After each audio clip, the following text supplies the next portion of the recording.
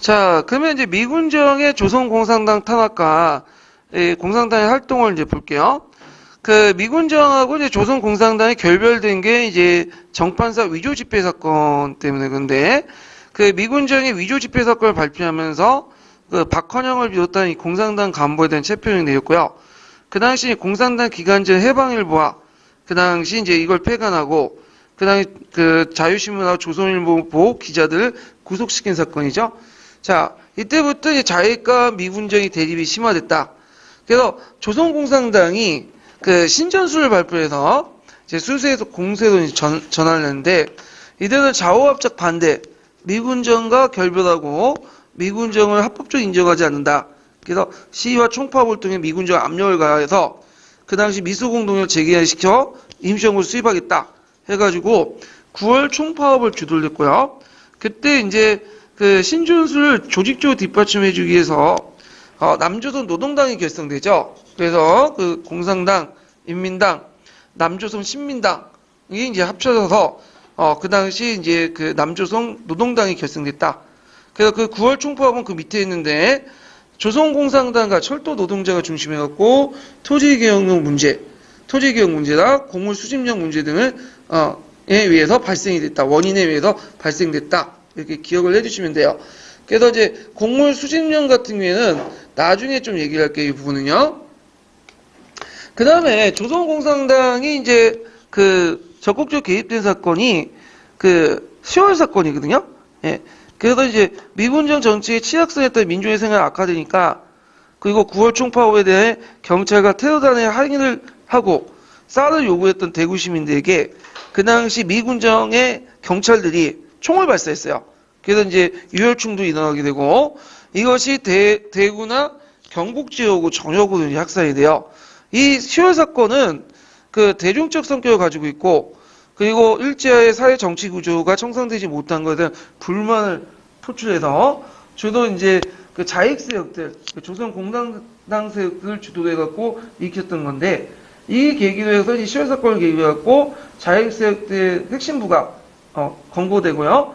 그 다음에 이제 많은 사람들이 이제 자익운동을 했던 사람들이 지하로 잠적하거나, 아니면 그때 이제 국방경비대라고 아시죠? 그래서 국군의 모태였던 국방경비대에 입대해요. 그래서 그 상당수 국방경비대 안에 자익 세력들이 이제 자리를 잡게 돼요. 그래서 그것 때문에 나중에 이제 여수 순천 사건 같은 것들이 일어나고 그러거든요. 자, 그래서 이런 것들을 이제 좀 기억을 해두시면 될 것 같고요. 요때 이제 그 10월 사건 때, 그때 이제 그 뭐냐면 박정희의 세 번째 형인가요? 세 번째 형이 거기 가담을 해서 이제 죽게 되는데, 박정희 형 중에 세 번째 형이 좀 똑똑했나, 이름을 제가 까먹었는데, 그 사람 때는 나중에 박정희가 남노당에 들어가요. 그래서 한동 남노당 조직책으로 일을 하게 되죠. 예. 자, 그래서 이제 이렇게 해서 이제 한번 봤고, 그 다음 뒤에 넘어가서 이제 그 쭉쭉 넘어가서 그 해방정국 시기의 정치정책은 아까쯤 했고요. 자, 남북협상 부분 넘어갈게요. 439페이지.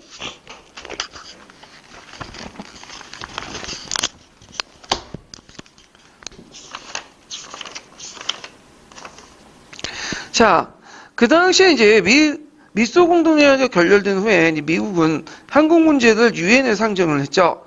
그래서 이제 유엔 총회에서 어떤 식으로 결정했냐면, 인구 비례에 의해서 총선을 실시해라.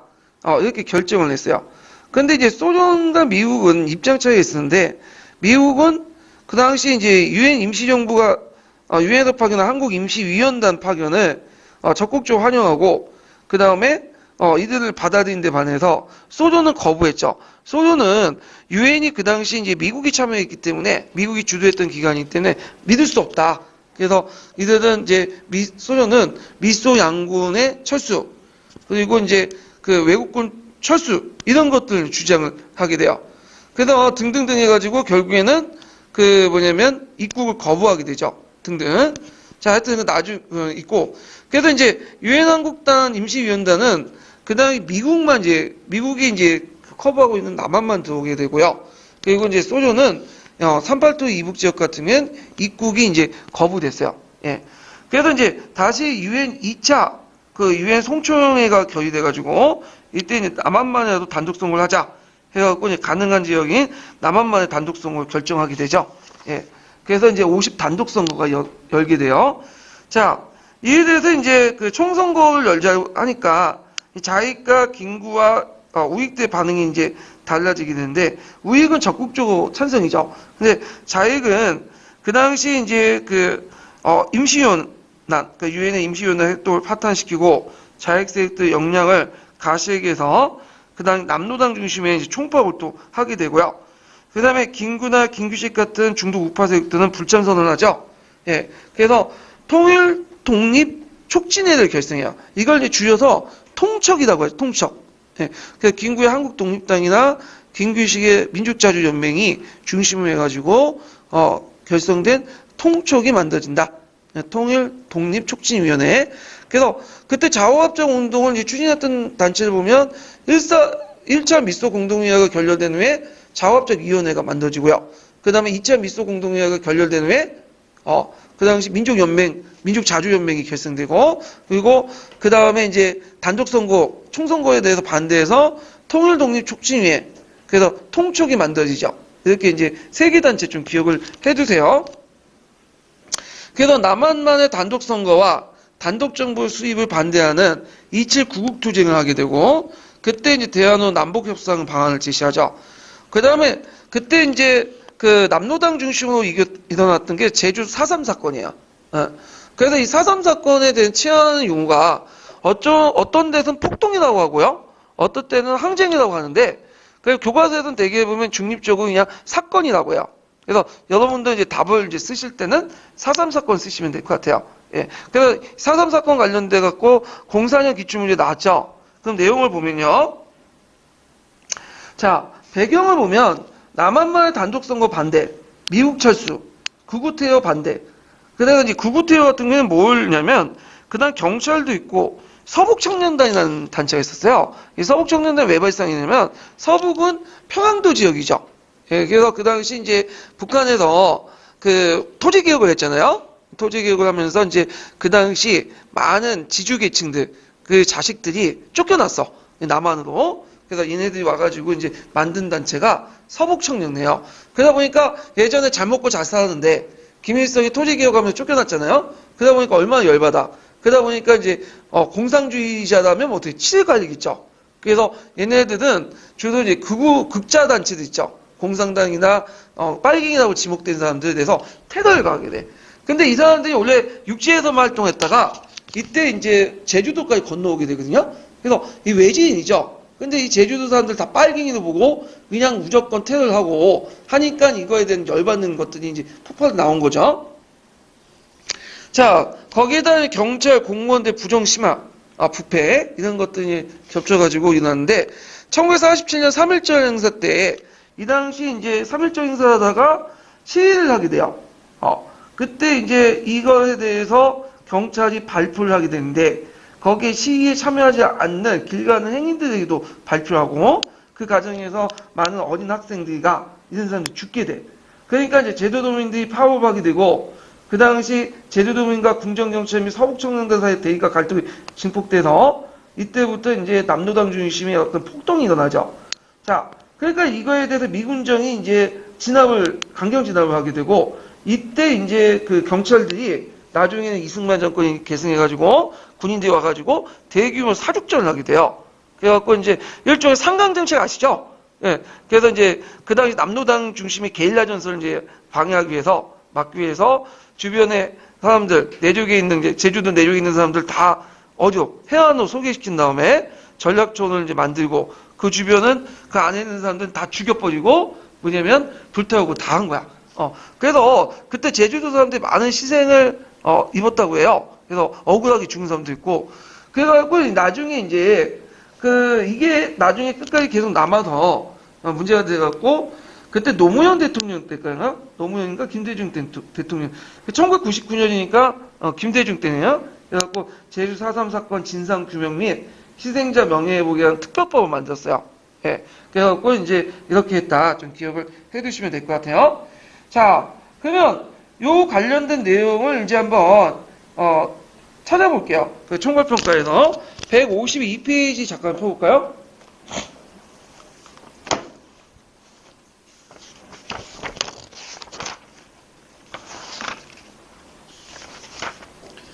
120, 152페이지 15번 문제 볼까요?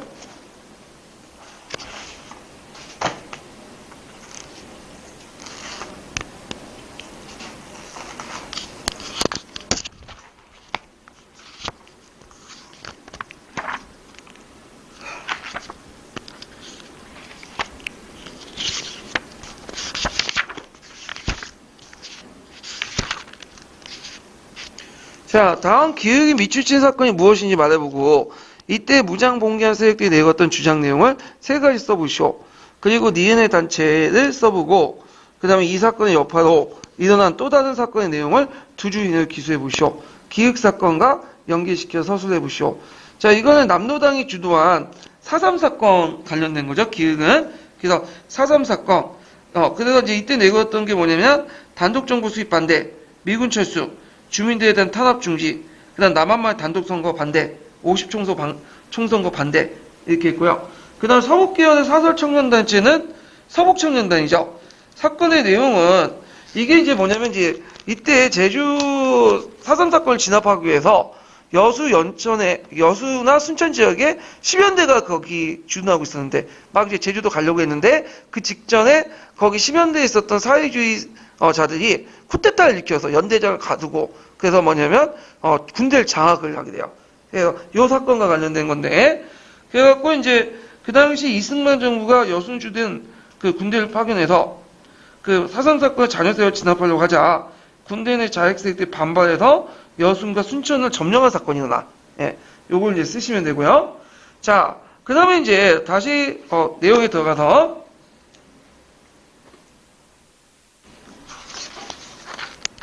남북협상 부분을 볼게요. 남북협상이 예전에 한번 시험문이 나왔죠? 별표 한 2개 쳐놓고 좀 보셔야 될 것 같아요. 그래서 이제 그 남북협상의 목적은 남북 간의 단일정부 구성, 이렇게 했거든요. 그래갖고 이제 그 당시 이제 그 점점 남북 간의 단독정부 이렇게 구성으로 나가니까 이제 김구가 이제 3천만 동포의 윽고함에서 저기 민족자주 국가 설립을 촉구했고요. 그래서 이제 이때 그 김두봉에게, 자기 친구 김두봉에게 편지를 보냈어요. 그때 이제 북한에 부주석을 하고 있었거든요, 김두봉이. 그래갖고 이제 이 김두봉이 김일성한테 그 편지를 보여주니까 김일성이 이걸 수용했죠. 그래서 남한 내 이제 지도자와 북한의 지도자가 모여가지고 남북 간의 통일정국 구성에 논의를 해보자. 그래갖고 김구가 반대에도 불구하고 38도선을 넘어가고 북한에 들어가게 되죠. 이때 이제 그 김구가 살았던 곳이 경교장이라고 있는 부분이 있어요. 거기에 이제 그 대중들이 몰려서 그 김구가 이제 북한을 가는 걸 막기 위해서 몰려서 집을 포위하고 있었는데 김구가 이제 사다리 넘어서 뒷담을 넘어가지고 몰래 갔다고 하죠. 비서만 들이고. 자, 하여튼 그래서 이제 그 한 게 1차 남북협상인데 요때는 남북정당의 사회단체들이 참여했고요. 그 당시 민족주의자들이 참여했죠. 김구와 김규식 같은 사람들이 참여를 했어요. 그래갖고 이때 이제 사기회담을 했죠. 김구, 김규식, 김일성, 김두봉 이런 사람들이 참가를 해갖고 이때 이제 결정한 내용들이 뭐냐면 그 당시 이제 남북한의 단독정부 수립 반대, 남한의 미소 양군의 철수 그리고 이제 그 당시 미소 양군의 철수를 북한이 왜 주장했냐면 미군 철수로 인해서 북한의 주도권을 좀 장악해 보려고 했다. 그래갖고 이렇게 합의는 했지만 결국에는 이게 제대로 안 됐어. 이미 북한의 김일성이나 그 당시 남한의 정치가들이나 이제 이거 뭐예요? 단독정부로 돌아섰고 북한의 김일성이 이 남북협상을 받아들인 이유도 뭐 통일정부 구성하기 위해서 받아들인 건 아니고 일종의 명분 쌓기용이죠. 자기가 이만큼 했다. 이런 것들을 보여주기 위해서 이제 좀 한 거죠. 자, 하여튼 그때 이제 1차 남북협상이 끝난 후에 좀 있다가 2달 뒤에 2차 남북협상이 뭐냐면 개최되죠. 이때 2차 남북협상은 이제 우익 지도자들은 다 빠지고 사회주의자들, 자익 지도자들만 모여가지고 한 거야. 그래서 북한을 지지한 사회주의 정당과 단체들만 참여했다. 그리고 김규식과 김규는 참여하지 않았어요. 예. 그래갖고 이제 이렇게 해서 끝났다. 이렇게 보시면 되겠죠. 자, 그 다음에 이제 그 남북협상과 관련된 내용을 이제 한번 볼게요. 자, 기출문제 몇 페이지 펴보시냐면요.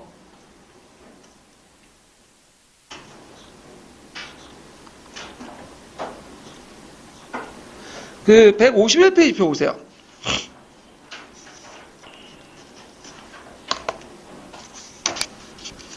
자, 151페이지 그 내용을 좀 볼게요. 5번 문제.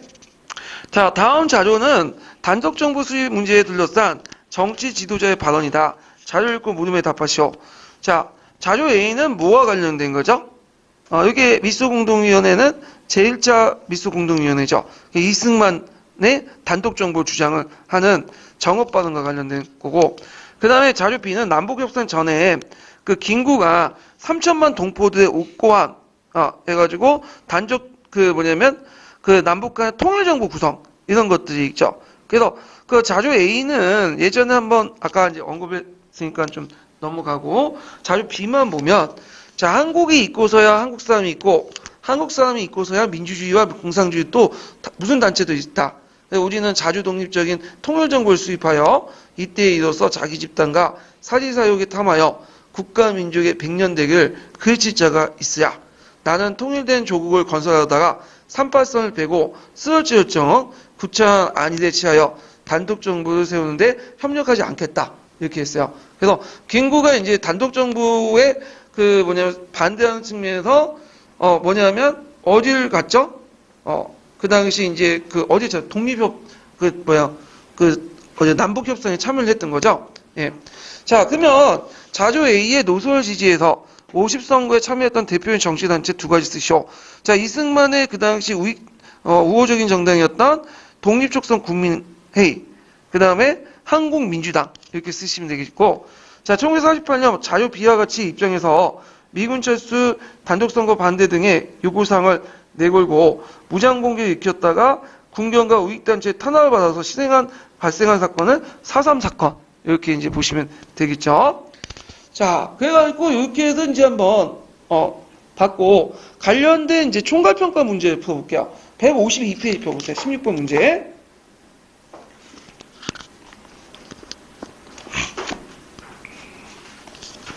자, 다음 가와 나의 인물이 반탁을 위해서 조직한 단체를 써보고 가와 발언을 하게 된 정치적 배경을 서술해 보시오. 그리고 나 인물이 남북협상에 참여하게 된 배경을 말해보고 남북협상에 합의했던 내용 두 가지 쓰시오. 거기 이제 가는 이제 뭐와 관련된 거냐면 정업 발언하고 관련된 내용이고요. 그 다음에 이제 나는 이제 뭐와 관련된 거냐면 김구의 3천만 동포들에게 윽고한, 그죠? 그래서 이제 나가 이제 가의 정치적 배경은 그 당시 미군정의 좌우합적 추진과 중간파 육성 정치에 반발해서 이승만의 정치 입지를 확대시키기 위해서 했다. 그 다음에 그 당시 이제 이렇게 있고, 그 다음에 나의 인물이 남북협상에 참여한 배경은 그 당시 남반만의 총선거가 실시하니까 그리고 남북에 분단된 상황이 처해졌기 때문에 그 합의 내용은 단독 정부 수립 반대 미소 양군의 철수 이렇게 이제 쓰시면 되겠죠. 그리고 가와 나 인물이 이제 조직한 단체는 대한민국 비상국민회의예요. 이게 그래서 외워서 쓰시면 될 것 같아요. 자, 그 다음에 다시 넘어가서 대한민국 정부 수립 볼게요.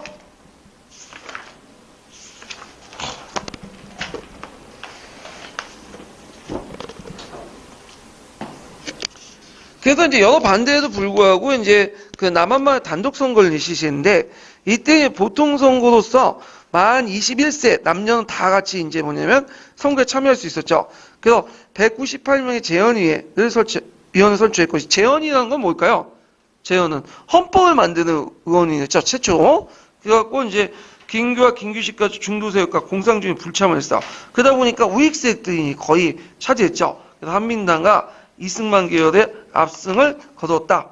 그래서 이제 재헌국회가 구성되고 이때 헌법을 제정 공포해서 7월 17일 날 대통령 중심제에다가 약간 내각 책임적 요소가 개입된 혼합된 체제를 들어갔죠. 그래서 그때 이제 한민당하고 이승만의 의견이 좀 달랐는데, 이때 이제 헌법을 만들 때 한민당은 위원내각제, 국회 양원제 이런 것들을 주장했는데, 이승만은 항상 대통령에게가 집착돼 있죠. 그러니까 대통령 중심제, 그 다음에 단원제 이렇게 주장했어.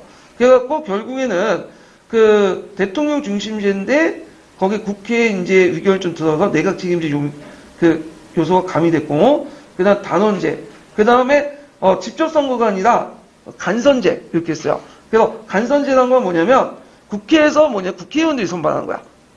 그래갖고 그때 이제 이승만이 단독 출범해갖고 김구 같은 거 출마 안 했죠. 그래가지고 결국은 이승만이 이제 대통령이 됐다. 이렇게 이제 보면 되겠죠. 그래서 이제 그 당시 정부통령 선거 실시해서 이승만은 대통령, 이시영은 부통령 이렇게 해가지고 1948년 그 당시 8월 15일 날 대한민국 정부를 수립을 하게 되죠. 예. 그래서 이거 최근에 이제 건국절 논란이 생기는데 그 당시 우리가 이제 8월 15일을 우리가 강복절이라고 하잖아요. 강복은 1945년 8월 15일 날 뭐야? 우리 민족이 해방이 된 거잖아. 그래서 그거를 이제 얘기를 해야 되는데 그거에 대해서 얘기는 안 하고 8월 15일 날 예전에 이제 MB가 집권할 때나 박근혜가 집권할 때 8월 15일 건국절 하자. 요때 이제 우리나라 대한민국 정부가 국가가 탄생됐다. 이렇게 한 거야. 그러면 이거는 뭘 부정하는 거죠? 대한민국 임시정부의 법통을 부정한 거죠. 우리나라의 정부가 국가가 건설한 거는 그 요때 건설된 게 아니라 언제 건설된 거야? 이미 1919년에 4월 22일 대한민국 임시정부가 만들어졌잖아. 이때 이제 나라가 건국한 거고 요때는 뭐가 정부가 만들어진 거죠. 예. 그래갖고 이거에 대해서 이제 하도 말이 많았는데 요즘에는 거의 뭐냐면 건국절 없어지고 다시 강복절로 이렇게 바뀌게 돼요. 그래서 이제 이렇게 건국절 논란을 했던 건 뭐냐면 임시정부를 부정하려고 하는 그 우익세력들의 이제 발동이죠, 발악이죠. 예. 그러니까 우리나라 우익들은 까면 뭐냐면 민족주의자들이 아니라 되게 보면 친일파들이야. 그러니까 친일파들이니까 제일 싫어하는 인물이 뭐야? 그 반공을 내세웠던 김구를 제일 싫어하잖아. 예. 근데 심지어는 이승만조차도 뭐냐면 임정의 법통을 인정했다는 거죠. 예. 그래갖고 그때 재헌헌법 안에서도 전문안에 대한민국 임시정부의 법통을 이었다고 분명히 적어놨어요. 예. 그런데 이제 눈알뜰 계열은 이승만을 그렇게 받들면서 이승만이 그렇게 주장했던 그 임정 봉대도는 또 부정하고 뭐 이런 양면적인 모습들 보이게 되는데 하여튼 결국에는 유엔이 한반도 내의 유일한 정부로서 그 대한민국 정부를 인정했다. 이렇게 이제 보면 돼요. 자, 그때 신생정부가 탄생할 때 큰 사건이 하나 발생됐죠. 1948년 10월에 여수 국방경비대 14연대 폭동이 일어나요. 이때 이제 국방경비대는 국군의 모체였죠. 미군정 당시에 이제 만들었던 건데, 이때 이제 사회주의 운동을 했다가 탄압을 받으니까 사회주의 세력들이 많이 뭐냐면 군대에 들어와요. 네. 그 군대에서는 이제 세 개 계열이 있어. 하나는 예전에 간동군이나 일본군에 활동했던 세력들. 그 다음에 또 하나는 사회주의 세력들. 또 하나는 예전에 이제 임시정부 때나 독립군 했던 세력들 이제 세 개가 모여가지고 이제 국방경비대 안에 있었는데 그때 이제 사회주의 세력들이 주도돼갖고 여수에서 반란을 일으킨 것이 그 14연대 폭동이에요. 그래서 이제 이때 자익 세력들이 성동으로 제주도 4.3 사건의 진압 명령 및 그 대한민국 단독 정부 수립 거부 등을 이유로 여순 주는 군대들이 반란을 일으켰는데 이때 여순 순천 지역에서 그 반란을 일으키고 그때 이제 정부군이 진압을 했죠. 그래갖고 이 과정에서 많은 양민들이 학살됐고 그래서 이때 이제 건국 직후의 최대 위기였다고 그래요. 예. 그래서 이걸 이제 진압을 했다. 그 결과 그 당시 이제 진압되는 반란군인과 일부 양민들은 빨치산을 조직해가고 어디까지 들어가냐면 저 지리산도 가. 유격전을 하고 북한이 지원해주고 물론 이 빨치산들은 초기 빨치산들은 나중에 다 거의 6.25 전쟁 전까지 이미 다 진압이 돼요. 그러니까 우리가 생각하는 그 빨치산들은 나중에 이제 생긴 거고요. 그거는 자 그리고 이승만 정권이 군부에 대한 통제권을 강화하는 과정에서 대규모 자익개혁을 수청하죠. 그때 이제 군대 내에 자익개혁들이 많았고 그때 이제 그 군대와 사회 각군에 진출했던 공산주의 건거하고 그때 이제 총살을 시켜. 그래서 이제 이때 이제 많은 그 정향된 공산주의자를 또 통제를 하기 위해서 보도연맹 이런 것들을 만들고 이때 이제 그 잡혀갔던 사람이 누구냐면 그 박정희죠. 박정희 그 형의 영향을 받았고 이 사람 좀 웃긴 게 이제 강동군 일본군 장교 출신이면서 또 사회주의자가 또 된 사람이야. 그래갖고 남로당 조직 측 역할을 했는데 잡혀가지고 이제 사형까지 구형을 받았어요. 그래가지고 이제 했는데 마지막으로 이제 했다가 뭐 고문에 못 이겼는지 아니면 자기만 살려고 했는지 그 자기가 알고 있는 조직원들 다 풀었어. 그 결국에는 집행유예에서 풀려났죠. 그래서 군대를 이제 뭐냐면 하고 그때 그 박탈당하고 군대에서 이제 퇴직을 했어요. 국무원 일을 하다가 6.25 전쟁이 터지니까 이때 이제 박정희가 한강을 건너서 수용으로 부산까지 찾아온 거야. 그러니까 사람들이 놀랬던 거지. 왜냐 박정희 예전에 자익경력이 있기 때문에 공산당에 붙을 줄 알았더니 이게 공산당 치하에 서울에 벗어나가지고 지수수 이렇게 부산까지 찾아왔잖아. 그래가지고 아예 괜찮다. 안전 신념이 전향됐구나. 그래가지고 얘들 이제 뭐냐면 다시 군인을 등용했죠. 그 당시에 또 전쟁 와중이기 때문에 장교들이 많이 죽었잖아. 그래가지고 이제 뭐냐면 소장까지 투스타까지 된 거야. 근데 예전에 자익 경력 때문에 일선 사단장과는 잘 못하고 요직은 못 차지하고 저 상군사령부 있죠? 거기에 있다가 거기 뭐냐면 이제 6사 8기생들과 연합해갖고 쿠데타를 일으켰죠? 5.16 쿠데타를. 자, 그 다음에 대국 유영대 폭동도 있었고, 하여튼 그 당시에는 뭐냐면 군대 내 사회주의 세력들이 되게 많았어요. 그래서 뭐 각종 폭동이 일어나고, 그리고 심지어는 38선 지키는 개성부대 부대장이 2명이 자기 부대원 이끌고 북한 넘어가 버린 거야. 한 1,000명 정도 되는 부대원을 이끌고. 그래갖고 하여튼 그 당시에는 혼란기였다는 거. 자, 그 다음에 반민특위 활동을 볼게요. 반민특위 활동 관련된 내용은 예전에 기출문에 나왔죠. 별표 하나 쳐놓으세요.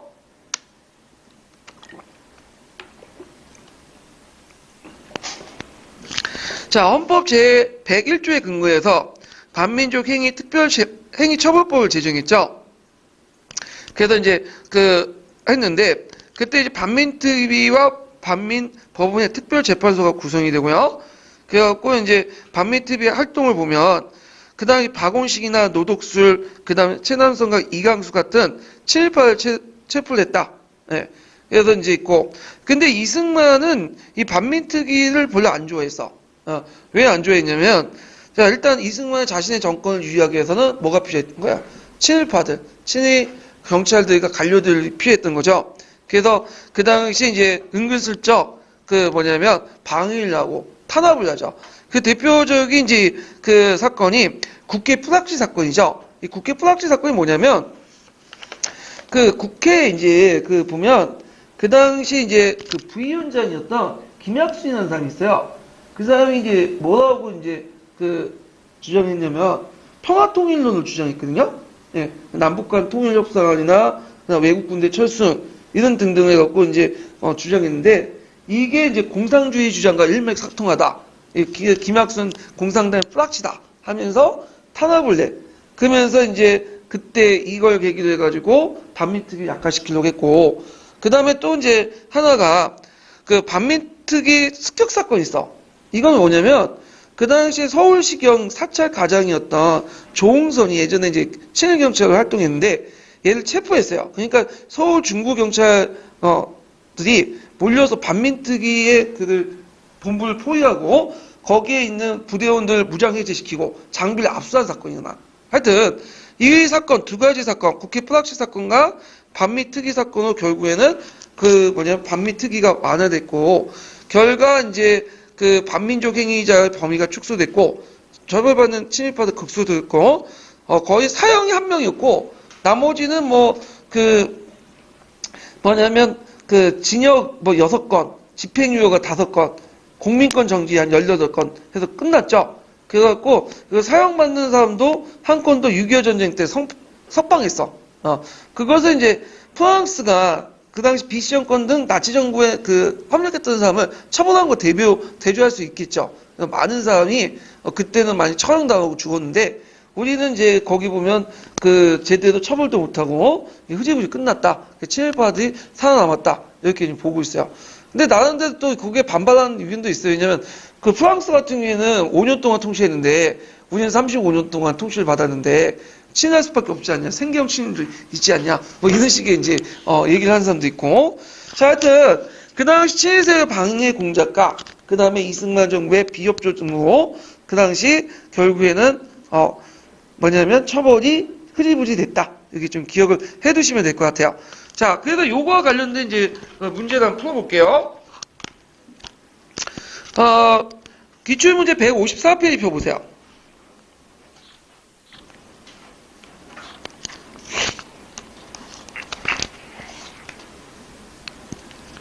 자, 1번 문제 볼게요. 1번 문제.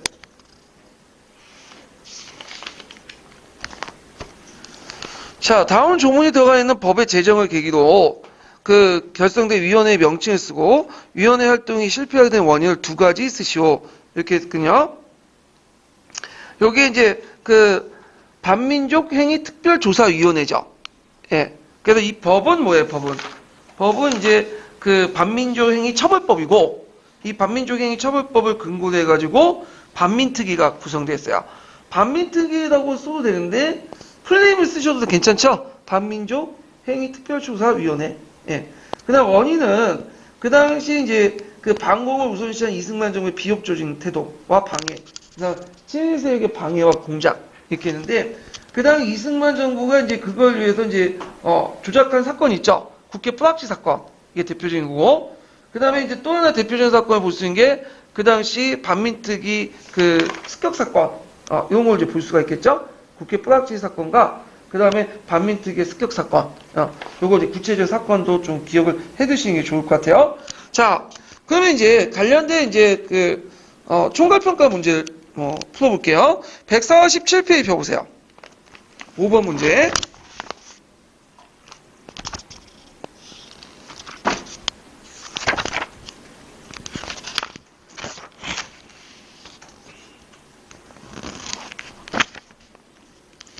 자, 5번 문제 보면 다음 법에 의해 구성된 반민특위를 위축하게 한 사건 두 가지 쓰시오. 이렇게 했는데, 자, 이거는 이제 반민특위 위축시킨 사건 두 가지가 있죠. 국회 뿌락시 사건하고 반민특위 사무실 습격 사건. 이렇게 쓰시면 되고요. 그 다음에 그 153페이지. 1번 문제 볼게요. 153페이지. 17번 문제 볼게요. 17번 문제. 다음 가에 미출된 기획의 법의 명칭과 이 법에 만들어진 위원회를 각각 써보시오. 그래서 반민특위 하면 너무 쉬울 것 같아서 제가 이제 정식 명칭을 쓸 거 이렇게 이제 단서를 달아놨고요. 그리고 이때까지 친일정상을 이루지 못했던 이유를 두 가지 말해보고 이승만 정부가 반민특위를 해체시키기 위해서 조작한 나의 니은과 관련된 사건을 두 줄 이내로 서술해 보시오. 이렇게 했거든요. 자, 가는 이제 그 친일파 민족 반역자를 처단하는 법. 요게 법의 명칭이 정확하게 뭘까요? 반민족 행위자 처벌법이에요. 그거 외워두세요. 예. 반민족 행위자 처벌법. 위원회는 반민족 행위 특별조사위원회. 그 다음에 그 당시 이제 이때 친일 정상이 잘 안 됐던 게 뭐냐면 그때 상황을 보면 모스크바 삼국해상 회의 여파로 좌우가 대립하는 과정에서 친일파가 반공 예국투사로 변신했고 그 다음 미군정이 그 당시 일제 청독부의 관리와 경찰을 그대로 등용했죠. 그래서 청산이 잘 안 됐죠. 그 다음에 거기에 니은의 사건 내용은 국회에서 치안 혼란을 선동하고 있습니다. 이거 무슨 사건의 내용일까요? 국회 뿌락치 사건. 네. 그래갖고 이제 남로당이 조정을 받고 뿌락치 동을 했던 혐의로 국회의원을 착포한 사건인데 이때 이제 김약수가 주장했던 게 뭐냐면 그 통일안, 평화통일안, 그 등등 몇 개 있는데 이게 이제 북한의 주장하고 일맥상통하다. 이렇게 해갖고 잡아 들어간 거죠. 자, 그래서 이제 이렇게 이제 문제 한번 풀어봤고 그 다음에 다시 내용 넘어가서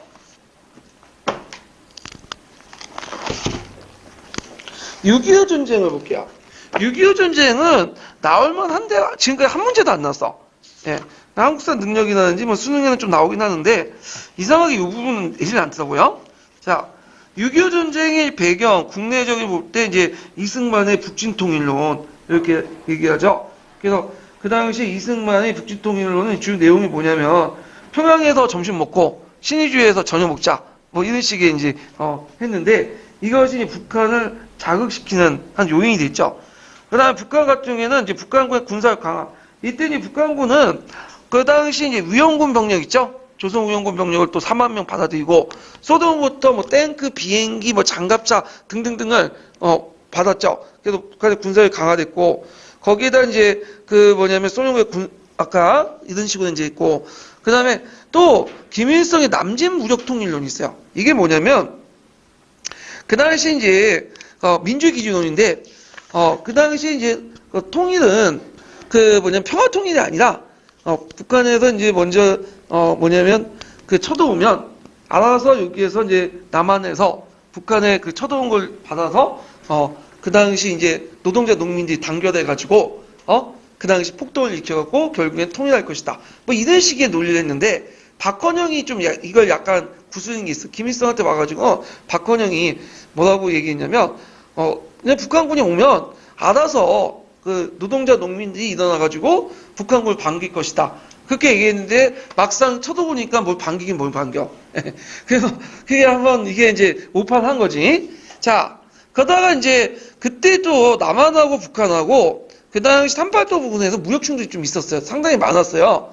그래서 웅진반도 아시죠? 38도선 이래서 항해도 쪽이 지금 북한 땅이었지만 여기가 이제 뭐냐면 또 남한 땅이었어. 그때 당시에는. 그래서 웅진반도 또 고립된 지역이잖아요. 거기에서 이제 일어났고 그 외에도 개성 부근, 또 춘천 이런 부분에서 그 북한군과 남한군이 뭐냐면 소규모의 전투들이 많이 일어났어요. 그래서 특히 이제 그때는 GPS나 이런 게 그때 발달하지 못했기 때문에 그냥 이렇게 선만 껐거든요, 지도에서. 그러니까 어떤 산이 38도선에 있는지 이런 것들이 문제가 됐던 거야. 그래서 심지어는 38도선 이북 지역을 남한군이 점령할 때도 있고요. 38도선 이남 지역을 북한군이 점령할 때도 있어. 그래서 그것 때문에 전투가 몇 번 일어나고 했었거든요. 자, 그래서 국외적으로는 중국의 공산화 1949년 있었고, 그 다음에 엣지스 라인이 유명하죠. 그래서 그 당시 엣지스나 국무장관이 이제 뭐라고 얘기했냐면, 그 당 태평양 지역의 방위선에서 어디와 어디를 제외시킨다고 했어요. 한반도와 대만을 제외시킨다. 자, 그래서 알육산 열도와 일본의 오키나와, 필리핀만 우리의 방어선이고 그 외에는 우리의 방어선이 아니다. 이런 식으로 선포를 했어. 그러니까 이걸 이제 들은 이제 스탈린과 이제 김일성이 자극을 받은 거죠. 이 말은 뭐냐면 한반도를 남한을 공격해도 미국이 도와주지 않겠다. 이렇게 이제 오판을 한 거죠. 근데 엣지스 라인은 그게 이제 잘 보면 그게 요것만 얘기한 게 아니에요. 전반적으로 미국의 뭐냐면 그 뭐랄까 외교 정책에 대해서 쭉 얘기했거든요. 문장도 되게 길어요. 근데 그 내용은 이제 주로 뭐냐면 그 알렉산더도 일본 누크제도 필리핀은 주요 방어선이고 그 외에도 미국이 방어할 수 있다 이런 식으로 얘기한 거야. 근데 어디만 초점을 맞춰봐서 그러니까 그 알렉산더도 일본 누크제도 필리핀 방어선만 강조한 거 하면서 우리는 마치 자해된 것처럼 조선은 항공 제외된 것처럼 이렇게 말라다 오판을 불러일으킨 거예요. 자, 하여튼 그래가지고 이제 6.25 전쟁 과정을 보면 이제 북한군이 남침을 했죠. 그래서 북한군이 이제 남침을 해서 3일 만에 서울이 함락이 됐어요. 그리고 어디까지 밀리게 되죠? 납동강정선까지 밀리고 그리고 이제 있다가 그 당시 미군이 개입해갖고 인천 상륙작전에서 북상하고 그래서 쭉 올라가다가 통일까지 될 시점에 누가 내려온 거야? 중국군이 내려온 거죠. 중국의 입장을 때는 그 당시에는 이제 중국이 막 이제 그러니까 국공 내전 끝나고 이제 막 신생 정권이 성장할 때거든요. 들어설 때거든요. 근데 북한을 지원한 여력이 없었어. 근데 오히려 대만을 이제 공격하려고 했지. 근데 대만에 있는 병력들을 빨가지고 북한을 도와준 거야. 왜 그럴까요? 조선을 잃으면, 북조선을 잃으면 우리가 곧바로 미국과 상대를 해야 된다. 그래갖고 그때 이제 정식 군대를 파견한 건 아니고 의용군이라는 명칭으로 해서 파견한 거죠. 근데 실제 정식 군대를 파견한 거야. 자, 하여튼 그 당시 이제 그 다시 밀려가지고 서울이 뺏기고 저기 금강선까지 내려갔다가 다시 치고 올라갔죠. 그래서 서울을 다시 탈환한 다음에 오늘날 후전선 부근에서 이제 정착이 돼요. 그리고 이때는 이제 거의 2년 동안은 뭐냐면 거의 협상 기간이야. 그리고 그때 협상할 때 그냥 전쟁을 멈추고 협상해야 되는데 조그만 땅이라도 뺏겠다고 해서 고지전을 했어요. 그래갖고 이제 서로 뺏기고 그 전에도 많은 젊은 사람들이 죽고 오히려 전선이 왔다 갔다 하는 것보다는 요때 고지전 해갖고 많은 사람이 더 죽었어요. 예.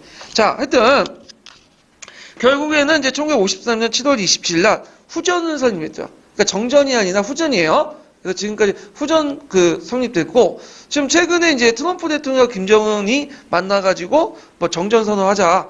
이제 전쟁이 끝났다는 건 이렇게 하는데 아직까지는 후전 상태죠. 예. 자, 전쟁 중에 3대 사건이 일어났는데 그게 이제 대표적인 게 이제 국민보도 연맹 사건. 국민 방위군 사건, 거창 양민 학살 사건인데 그 국민보도연맹 사건 같은 경우는 뭐냐면 예전에 이제 자익을 척결하는 과정에서 자익들이 우익으로 전환한 사람들이 좀 있었어요. 그래서 그들을 중심으로 해서 국민보도연맹을 만들었어. 그래갖고 이제 있는데 이때 이제 국민보도연맹을 만들 때 일종의 정부의 할당제를 실시했어요. 그래서 예전에 자익 경력 상관없이 무조건 국민보도연맹의 각도별로 할당을 맞춰라. 그러다 보니까 그냥 아무 사람이 그냥 거기다가 이름 적어놓고 그랬거든요. 근데 6.25 전쟁이 터지고 나니까 이제 우리가 후퇴하잖아. 근데 이 국민보도연맹 얘들을 가만히 놔둬서는 안 되겠다. 왜냐면 얘들이 예전에 자익 경력이 있기 때문에 분명히 공산당이 붙을 것이다. 그래서 그렇기 때문에 그들을 이제 내려올 때 같이 내려온 게 아니라 그 자리에서 이제 잡아다가 어떻게 했죠? 집단 총살하고 내려온 거야.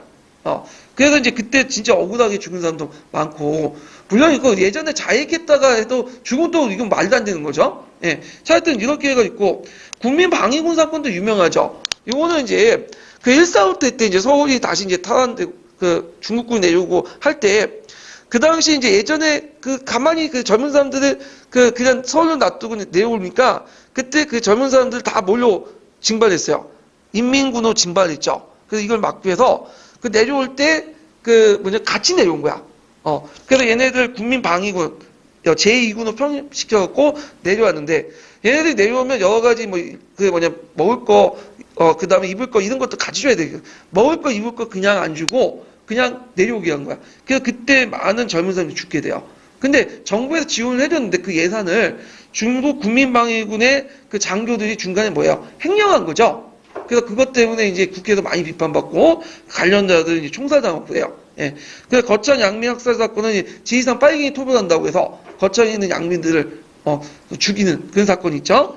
자, 결과를 보면 자, 그때 이제 전쟁의 피해와 막다른 인명 피해와 국토의 축소, 초토화, 격심한 인구 이동이 일어났고 특히 이제 북한에도 남한으로 많이 이동을 했죠. 그 다음에 남북 간 적대화가 형성된 민족 내부 갈등이 이제 심화돼서 그 분당 체제가 확고화되고 구구 반공이 되고 형성됐고 북한도 마찬가지죠 이거는요. 그래서 북한은 이제 반미를 외쳐가면서 이제 김일성의 독재 정권을 이제 합리화시키는 그런 형상이 일어났고 그 다음에 한미 상호 방위 조약을 체결했어요. 이걸 왜 이제 했냐면 그 당시 이승만 정부는 후전에 반대했어. 그래서 막 북진 통일을 주장하고 그리고 이제 이거에 대해서 미국의 이제 후전 전략에 태클을 걸고 심지어는 거제도에 방공포를 풀어준 사건이 있어요. 그러니까 그 사건을 계기로 해갖고 이제 이승만하고 미국이 사이가 안 좋아졌어. 그러니까 미국에서는 이승만 제거하자. 근데 결국에는 이승만과 타협해서 어떤 식으로 했냐면 후전협정을 묵인해 주겠다. 다만 우리를 확실히 지켜달라. 그래가지고 이승만의 요청으로 맺어진 게 뭐냐면 한미 상호 방위 조약이에요. 그 목적은 그 앞에 6.25 전쟁처럼 공산주의자들 오판을 해서 재침을 방지하고요. 그리고 미국의 개입을 정식으로 하약을 냈죠. 그리고 한국 내 미국 기지 설치를 용인하고. 그래서 어디 설치했어요? 총 기지들. 용산 아시죠? 용산이 예전에 어디 설치했던 거죠? 그 조선에 일본군 기지가 있었던 건데 여기다 이제 미국의 기지가 성립되고 그 다음에 이제 전쟁 중에 한국군의 작전 지휘권을 누구한테 넘겼냐면 유엔군 사령관한테 넘겼어. 그래서 이것 때문에 지금도 있잖아요. 그래서 예전에 전시작전권하고 평시작전권 두 가지가 있는데 평시작전권은 우리한테 가지고 왔어요. 근데 전시작전은 아직까지 유엔군이 있죠. 지금 미군한테 있는 거야 지금. 예. 그래서 하여튼 이런 것들이 있다. 그 다음에 이제 북한 같은 경우에는 이제 이렇게 했는데 얘네들이 이제 전쟁의 어떤 책임을 누구한테 물어야 될 거 아니에요. 그러니까 남로당을 희생양으로 잡았죠. 그래갖고 박헌영계를 이제 숙청을 했죠. 그래서 그 박헌영이 미국의 스파이 역할을 했다 하면서 1955년에 총살당해요. 예. 그래서 이제 김일성의 권력을 집중시키고요. 그래서 이제 이때 후전협정을 하고 나서 1년 후에 좀 이제 남북 간 통일 방안을 논의하자 해가지고 개최된 게 뭐냐면 제네바 정치회담이에요. 근데 이 제네바 정치회담은 우리나라 문제가 주요 문제는 아니었고요. 요때 제일 중요한 베트남 문제로 바뀌었어. 그래서 우리나라는 좀 약간 그냥 부속으로 이렇게 했던 논의고, 그때 이제 통일 의견 차이가 있었는데, 북한은 중국군 철수와 그 다음 유엔 감시하에 북한만의 자유선거를 실시하자. 남한을 주장했던 거고, 그 다음 북한은 유엔을 포함한 외세를 배제한 자유선거를 실시하자. 그리고 외국군 철수하자 이렇게 주의했는데 결국에 위견차에 의해서 제네바 정치회담은 끝났다 이렇게 이제 보시면 될 것 같아요. 예. 자, 그래서 이제 이렇게 해서 6.25 전쟁 끝났고 6.25 전쟁을 보는 관점들이 있어요. 그래갖고 뭐 그 냉전과 6.25 전쟁을 보는 관점에 해서 뭐 그 당시 그 정통주의 관점, 그 다음에 신수중주의 관점, 그 다음에 뭐 그 당시 이제 이런 등등 있는데 요걸 뭐 브론스 커뮤니스트 같은 견해, 이런 거 견해들이 있는데 요거까지는 뭐 볼 필요 없을 것 같긴 한데 혹시 몰라가지고 제가 그 보충 자료에 첨부해 놓을게요. 요거는요. 그래서 이제 다운받아 보시고 자 그러면 이승만의 독재면 이제 넘어가죠. 네, 이승만 독재로.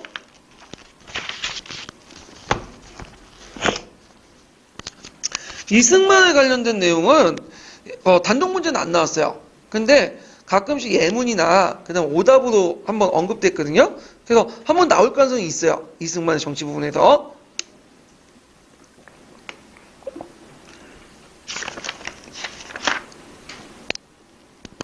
자, 거기 보면 이제 이승만의 이제 그 대통령 직선제 개헌 및 사건 보면요.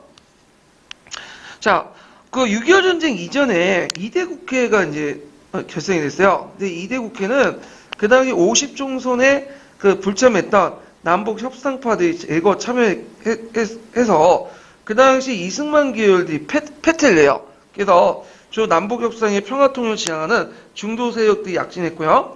이승만 지지 세력들이 약화됐죠. 그리고 이제 친일파의 청산의 미온적인 태도다. 그 다음에 전쟁 중에 국민 방위군 사건 등등 해갖고 이제는 재헌헌법까지 하고 대통령 되기가 어려우게 돼. 왜냐 재헌헌법은 간선제 국회의원을 바탕으로 해서 뭐냐면 거기에서 이제 그 대통령이 재선되는 거잖아요. 근데 여기에 국회는 그 당시에 이승만 계열이 이제 별로 없었고 이승만 반대 세력들이 많았기 때문에 안 되겠다. 그래서 직선제를 하자. 그러면 개헌이 필요하죠. 그래서 이제 개헌 작업을 하게 되는데 직선제를 왜 하려고 했냐면 이승만이 그 당시에는 이제 도시 인구보다는 농촌 인구가 많았거든요. 예. 도시에서는 정보가 활발해지기 때문에 이승만 내에서 별로 좋은 감정을 가지고 있지 않아. 근데 농촌에서는 그 당시 뭐 매스미디어도 발달하지 못했고, 그 당시 이제 농촌에서는 이승만 이미지가 좀 좋았어요. 그 예전에 독립운동했던 사람이고, 그 다음에 자유의 목소리 해가지고, 그때 이제 뭐냐면, 활동했던 사람, 이렇게 인식을 갖고 있기 때문에, 그 당시 직선제를 하면 대통령이 될 가능성이 많았어요. 그래갖고, 그때 이제 헌법 개정을 하죠. 예. 그래서 1952년에, 그 헌법 개정은 이제 그 내용을 보면, 직선제, 양원제를 바탕으로 한 헌법 개정을 국회에 제출해요. 근데 국회는 이승만에 반대하는 사람들, 야당이 장악하고 있기 때문에 당연히 부결되죠. 자, 그래서 대신에 이제 이승만 정부는 한발 물러나서 형식상 그때 국회의원들이 이제 뭐를 주장했냐면, 이제 부결하고 대신에 이제 위원들이 국회에 내각제 개헌안을 제출해요. 그러면 만약에 이제 의원들이 내각제 개헌안을 제출하면 그 당시 내각제 개헌 통과할 가능성이 많잖아요. 그러니까 이제 이걸 막기 위해서 그 당시에 신하소니 같은 폭력배들 동원해.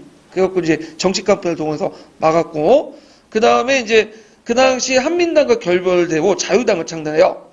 그래갖고 이제 발제 개헌안을 이제 제시하죠. 이때 어떻게 했냐면 일단 부산 일대에 계엄령을 반포해. 그리고 나서 내각제 찬성 위원들을 그 국회에서 황동대가 기다리고 있다가 다 잡아가지고 황동대 감금시킨 다음에 자기들 여당 세력들 있죠. 그 자유당만 모여가지고 기립투표 해가지고 통과시킨 거야. 발제 개헌안은 중요한 게 대통령 직선제야. 근데 약간의 뭐냐면 내각제 개헌안을 그 국회에서 제출한 내각제 개헌안 일부만 발제해서 치워놓은 거야. 그래서 이걸 발제 개헌안이라고 해요. 자, 그래서 이제 이걸 바탕으로 직선제 입각해서 제2대 대통령 선거를 했는데 당연히 이제 이승만이 대통령이 됐고 부통령 함태영이 당선이 됐죠. 그래갖고 이제 이렇게 되고 이때 이제 실권을 장악했던 사람이 누구냐면 이기붕이죠. 이기붕은 그 자유당 내 그 민족청년단 조직을 가진 그 이범석 계열을 제거하고 그 당시 자유당을 독단하고 그 당시 이승만 다음에 제2인자가 돼요. 이 이기붕 때문에 나중에 이제 뭐가 일어나냐면 4.19 혁명이 일어나죠. 이 사람 때문에. 자, 그 다음에 이제 또 한 차의 개헌이 있었죠. 이거 앞에 개헌은 1차 개헌이고 이게 2차 개헌인데, 자, 4.4.5.2 개헌이라고 해요. 이건 1954년에 일어났는데, 자, 3대 대통령이 이제 하려고 하는데, 요게 또 헌법이 문제가 되는 거야. 헌법은 연임까지는 가능해. 근데 3선까지는 안 돼요. 그래서 법을 뜯어 고쳐야 되죠, 헌법을. 그래갖고, 초대 대통령 한해서만 3선 제한을 철폐한다. 그래갖고 이제 그 당시 대통령 중시의 헌법 개정을 제출했는데, 이때 이제 뭐냐면 개헌 투표 결과 처음엔 부결이었어요. 부결이었는데, 근데 이제 계산을 해보니까 나중에 보니까 이게 이제 뭐냐면 합헌이다, 가결이다 해가지고 통과시킨 거야. 이 논리가 왜 나오냐면 그 당시 이제 국회의원이 203명이었거든요. 그런데 이제 투표를 해보니까 그 당시 그 135명이 찬성을 했어요. 예. 근데 이제 3분의 2를 해야지만 가결하는데 135명은 3분의 2에 못 미치는 거야. 한석 정도. 그래갖고 부결됐는데 그 당시 이승만 정부가 이제 수학자를 모셔다가 계산을 다시 해봤어. 그래서 203명의 3분의 2가 뭐냐 떨어져서 보니까 이게 이제 그 뭐냐면 135.333이라는 거야. 135.666인가? 하여튼 그래가지고 4.4.5.2를 해가지고 이거는 136석이다. 이런 식으로 계산을 해가지고 통과시킨 거죠. 그래서 이거를 이제 4.4.5.2의 개헌안 논리를 해서 통과시켰다 해서 4.4.5.2 개헌안 이렇게 이제 보죠.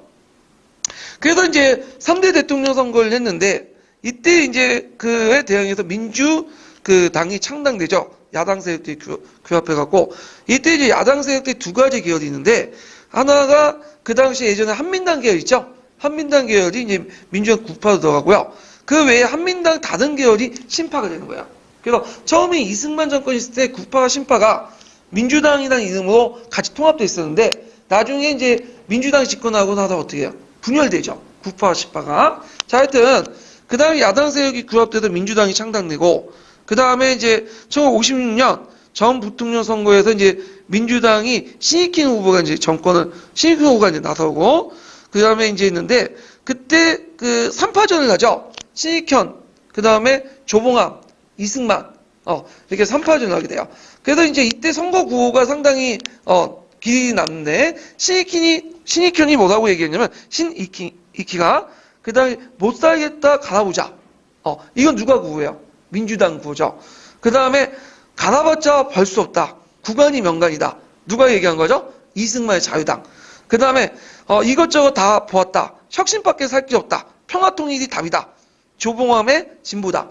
결과적으로 신익희가 재수가 좋은지 이승만 입장부터는 되게 재수가 좋은 게 신익희가 선거운동 중에 저쪽 전라도 그 익산에 갔다가 갑자기 죽어. 그래가지고 자연스럽게 이제 누가 되겠어요? 이승만이 되겠죠. 근데 이승만이 일단 이겼어요. 근데 이승만이 이겼는데 진보당의 조봉암이 약진한 거야. 그래서 다음 선거 때는 이 진보당의 조봉암이 대통령이 될 것 같아. 그래가지고 그 당시 공안 사건을 만들었죠. 이게 무슨 사건이야? 진보당 사건이죠. 그래서 진보당과 조봉암이 그 당시 평화통일로 주장했다. 이 평화통일로는 북한이 주장한 거 똑같다. 고 누구냐면 조봉암과 진보당은 그 북한에 간첩질을 했다. 플락시를 받았다. 그러니까 지정을 받아 간첩질을 했다. 그래서 그 당시 진보당을 탄압하고 조봉암을 이제 뭐냐면 그 감옥에 갇히게 하죠. 그래서 이제 재판소에서 어떻게 이제 판단을 했냐면 진보당은 무죄다. 이거는 북한의 지정을 안 받았다. 다만 조봉암은 간첩죄로 사형에 처해요. 그래서 이 사람이 사형에 처하죠. 예. 그래갖고 이제 이 당시 조봉암이 사형에 처했는데 이때 이제 나중에 이제 이게 잘못됐다고 재심해가지고 어떻게 돼요? 다시 뭐냐면 무혐의해갖고 무죄 판결 받죠. 근데 무죄 판결 받으면 뭐예요? 이미 죽었는데. 그래서 이런 식으로 해서 조봉암을 이제 제거를 했다. 이걸 무슨 사건이 나가냐면 진보당 사건이 나가죠. 되게 유명한 사건이죠. 자, 하여튼 그 당시 이승만 정권은 이제 3대 대통령 선거를 치른 후에 정권을 잡은 후에 진보당을 탄압을 하고요. 그리고 또 뭐냐면 독재체를 강화하기 위해서 신국가보안법을 만들어요. 그래서 종래 국가보안법에 의해서 더 강화됐다. 그 국민의 기본권을 침해하고 자의적 해석의 여지에 따라서 야당도 탄압할 수 있는 그런 것들을 이제 조항도 포함되는데 요 내용에 보면 이제 뭐냐면 그 신국가보안법 안에는 그 당시 국회 지정에 운영됐던 단체만 예전에는 그 보안법이 있었는데 국가보안법에는 있었는데 그 외에도 국가 관련의 목적으로 결사, 집단 또는 단체를 조직한 것까지 확대 적용하고요. 이적행위 개념도 다 대폭 확대돼요. 이 말은 이적행위나 그 다음에 뭐 반정부 그 뭐냐면 그 단체까지도 확대된다는 건 뭐냐면 해석 여하에 따라서 야당도 탄압할 수 있다는 거죠. 예. 그래서 이제 이때 너무 반대가 심하니까 국회 안에서 그 당시 이승만 정부는 무술경관을 동원해갖고 그 야당 의원들 거의 좁혔죠, 거의. 패고 끊어낸 다음에 자유당 정부, 의원들만 구성돼가지고 법을 통과시켰어. 이게 이제 신국가보안법이다. 그래서 이걸 이사파동, 보안법 파동, 그렇게 이제 얘기를 하거든요. 그 다음에 이제, 그 당시에 이제 뭐냐면 경향신문이 있었는데, 그 당시 이게 오늘날 그 야당지, 한겨레 같은 비슷한 야당지였는데, 그 당시 이제 그 사설에 정부 비판 내용들 써 적어놓으니까, 그 당시 이 뭐냐면 경향신문을 폐간시켰죠. 그래서 폐간한 이유는 사설의 정부 여당의 지면려상과 다수의 폭정이라는 논설, 간첩제포 사실보도, 이승만 기자회견 내용 등등을 들어가면서 폐간을 시켜버린 거야. 물론 경향신문은 나중에 복간이 돼요. 자, 그래서 이제 이렇게 해서 독재체제를 강화했다. 그리고 지방자치법을 개혁해서 이제 지방자치단체장을 선거제에서 임명제로 전환됐다. 이렇게 보시면 돼요. 여기 좀 지방자치제에 대해서 좀 얘기할 필요가 있는데 헌법에는 지방자치제가 있어요. 이 당시에는. 근데 실질적으로는 지방자치제를 실시하지 않았어요. 예. 그래갖고 이건 좀 눈여보셔야 돼요. 자, 그래가지고 이제 이승만의 어떤 독재체제에 대해서 좀 얘기를 해봤고, 자, 그러면 관련된 총괄평가 문제만 좀 풀어볼게요. 148페이지 7번 문제 볼게요.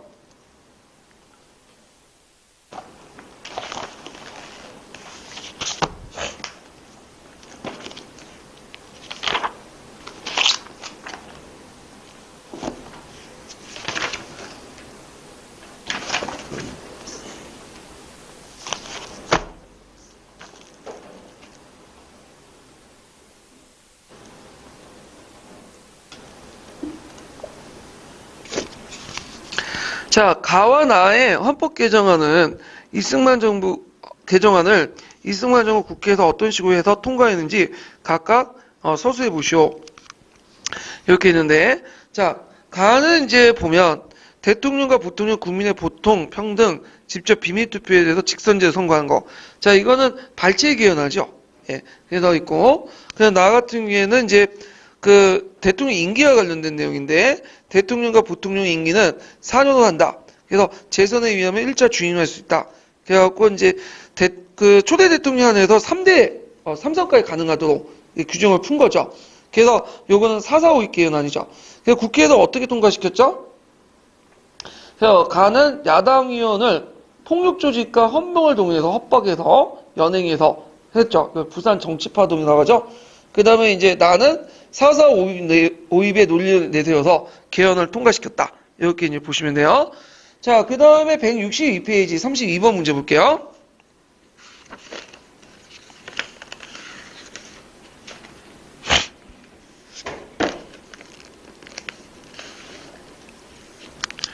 자, 이 선거에서 나 후보의 출마가 가능했던 개헌안의 명칭과 관련 내용을 각각 써보고 나의 후보가 쉽게 이길 수 있었던 이유를 가 후보와 관련돼서 말해보시오.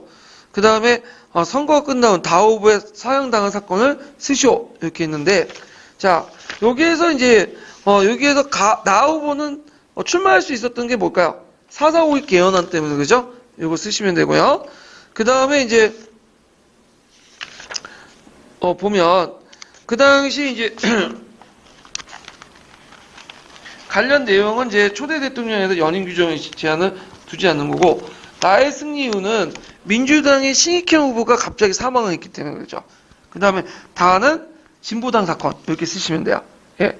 자, 그래서 이제 한번 문제 풀어봤고 다시 넘어가서요. 4.19 혁명 넘어갈게요. 4.19 혁명.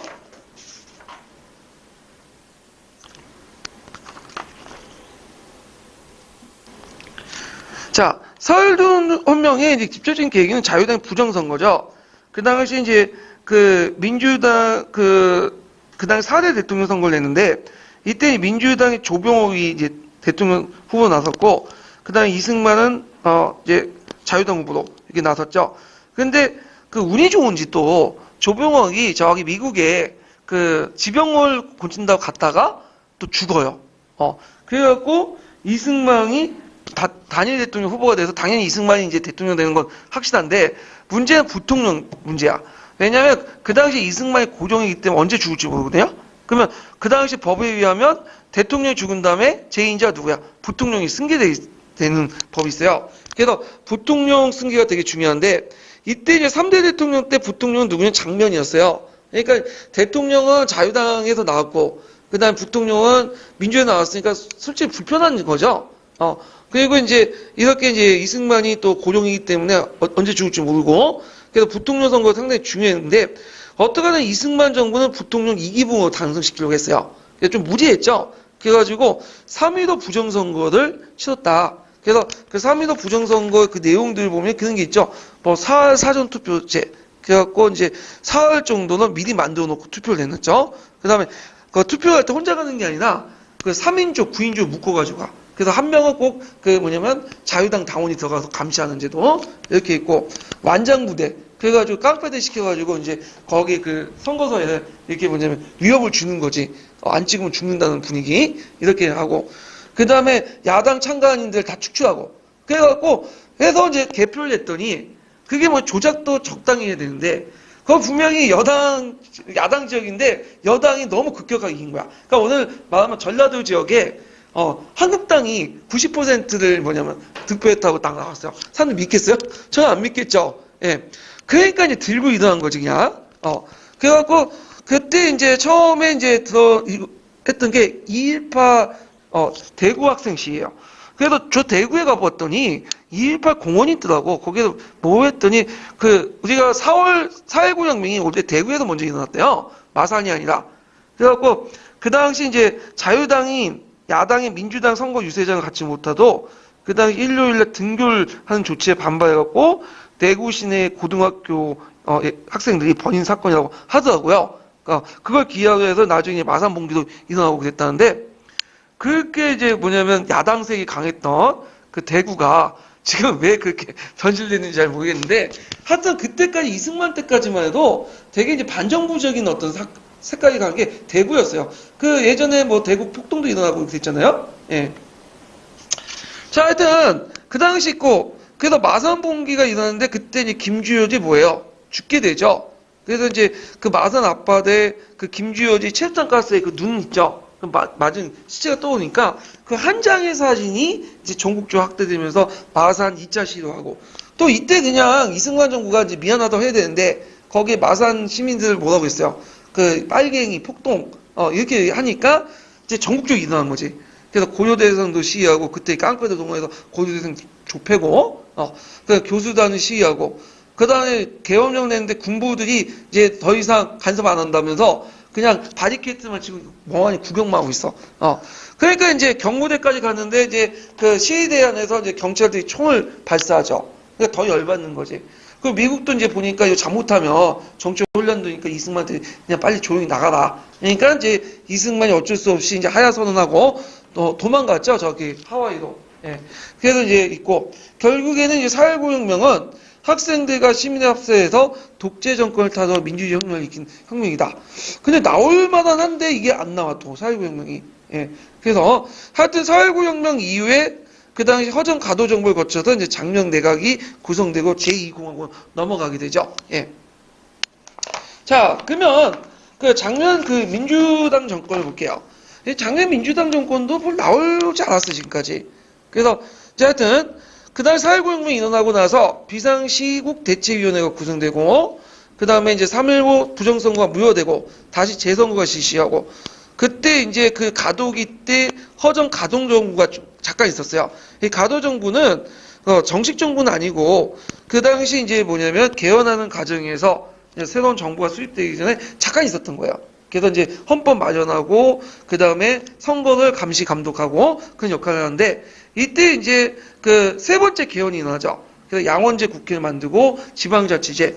이 지방자치제는 예전에도 있었지만 예전에는 그냥 말만 있었죠. 규정만 있었고 실제로 사문화됐던 것을 다시 하는 내용을 했고 그 다음에 선거에서 민주당이 압승이 됐죠. 그래가지고 구성된 게 장면 민주당 그 정권이에요. 그래서 이제 내각 정리는 실권은 장면이 가지고 있고요. 상징적 대통령 윤보선이 이제 국회에 이제 선출됐다. 이렇게 이제 보시면 돼요. 자, 근데 장면 정권이 그 이승만 정권보다 좀 더 좀 혁신적이었지. 실제로 상당히 보수적이었거든.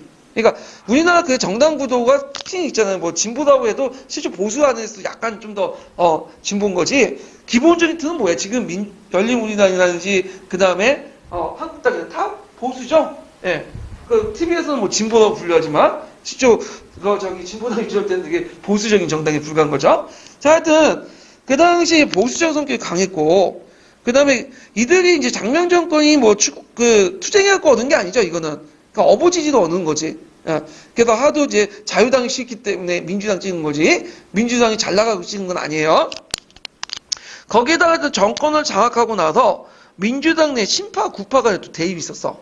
그래갖고 구파 세력들이 이제 분당해서 신민당을 창당하고요. 윤보선을 중심한.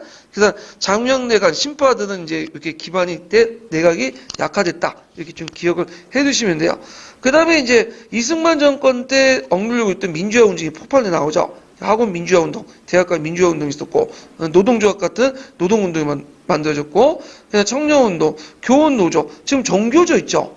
정교조의 전 단계 이미 예전에 있었어요. 이런 것들. 그냥 유족회는 뭐냐면 6.25 전쟁 때 학살당한 사람 있잖아요.